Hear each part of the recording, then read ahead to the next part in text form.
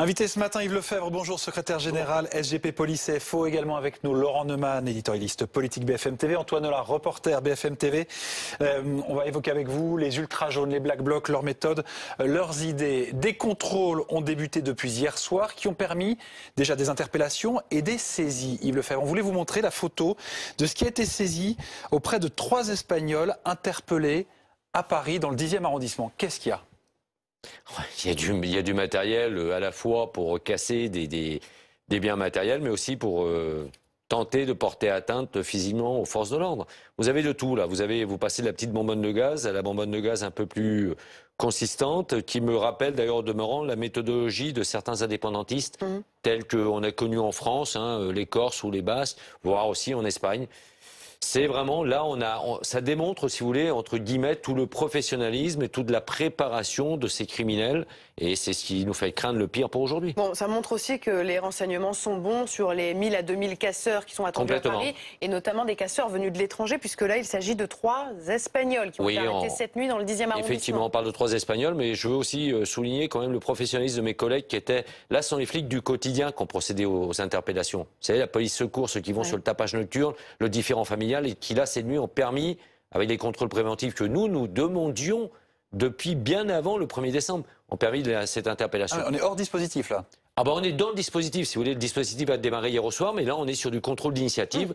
Un véhicule interpellé, je dirais, profil suspect des personnes, dans le cadre des contrôles préventifs pour les manifestations d'aujourd'hui. Mes collègues sont intervenus et ont été particulièrement, je dirais, professionnels et brillants sur ce coup-là. 7400 policiers et gendarmes déployés aujourd'hui dans Paris. Est-ce que c'est à la hauteur de vos inquiétudes ? On ne peut pas faire plus. On peut pas faire plus. On a 60 compagnies républicaines de sécurité dédiées au maintien de l'ordre. On en a 54 d'employés à minima aujourd'hui. Donc, sans compter celles qui étaient... Des moyens particuliers. Oui. Les motos. Ah, les motos, entendons-nous bien, les motos sont destinées, moi j'avais émis des réserves sur les motos. Quand Didier Lallemand a présenté ses motos, je le lui ai dit d'ailleurs en face à face, attention à ce qu'on les transforme pas, ses collègues, en de nouveaux voltigeurs à la sauce Pasqua. Il m'a dit non, monsieur Lefebvre, entendons bien, ils n'iront pas au contact, ils serviront à transporter les collègues pour justement avoir plus de mobilité.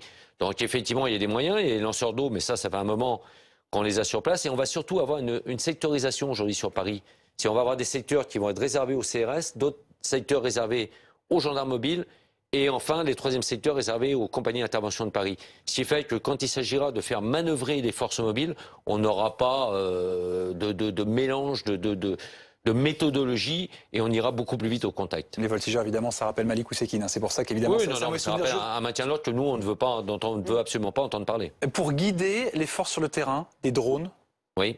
Ça change quelque chose. Oui, ça va servir. Pourquoi ? Parce que, prenez le cas aujourd'hui, vous savez, un black bloc, il n'est pas identifiable quand il arrive. Il est identifiable dès lors qu'on va fouiller je dirais, son sac à dos, ses effets.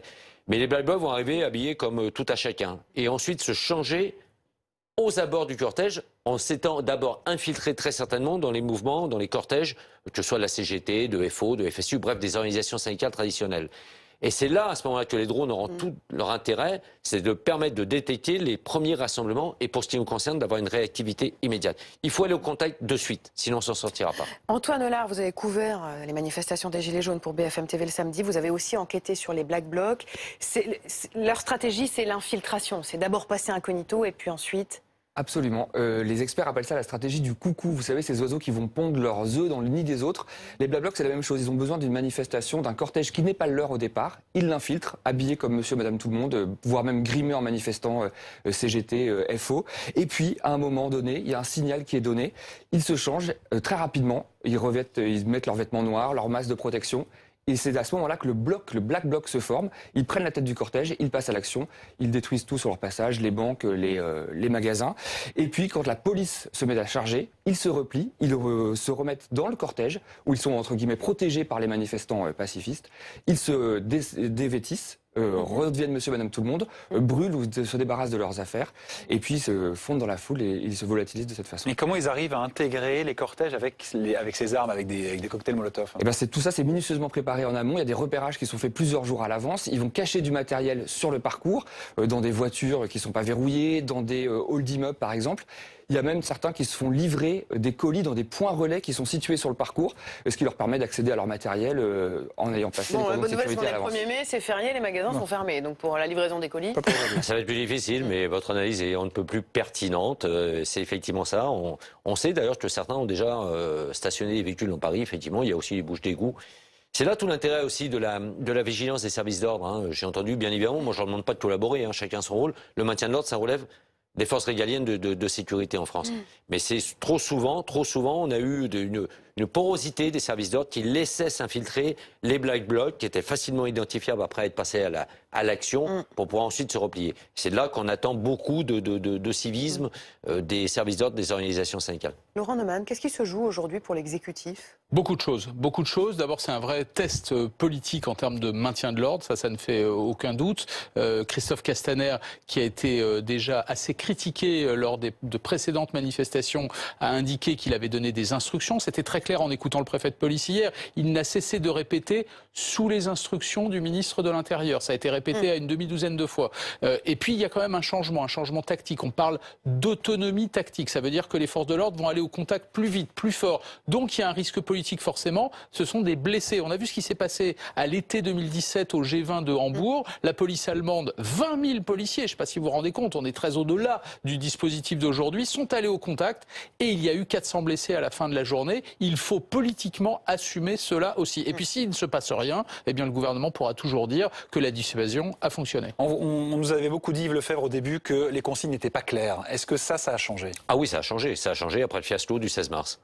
Très clairement. Parce que mes collègues sur le terrain, le 16 mars, n'avaient aucune consigne recevable. C'est-à-dire qu'il fallait attendre le sacro-saint ordre de la salle de commandement de Paris, du préfet de police de l'époque, de Michel Delpech, pour appeler un chat un chat.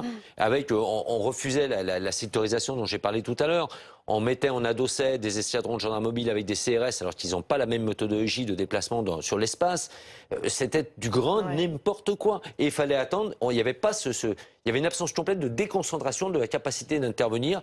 Aujourd'hui, c'est le cas. C'est un test match aujourd'hui. Bien évidemment, moi, ce que je souhaite, c'est qu'à la fin de la journée, on puisse dire on a été dissuasif. Et je pense, là, essentiellement, à mes collègues qui sont engagés quand même depuis la mi-novembre. Et qui sont vraiment dans les rangs. Ils sont au bout du rouleau. Là, vous savez, comment voulez-vous aborder un 1er mai de tous les risques quand vous avez une réponse pénale aussi insultante que celle qui a été prononcée hier pour suicidez-vous, 8 mois de prison avec sursis?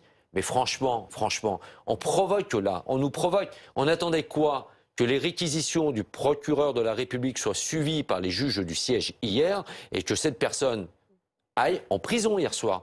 On peut se permettre de dire à des forces de l'ordre, suicidez-vous.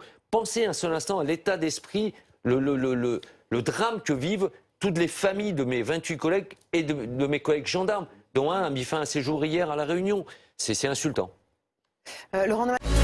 Retrouvez toute notre actualité sur videopolice.com, la chaîne YouTube d'Unité SGP Police.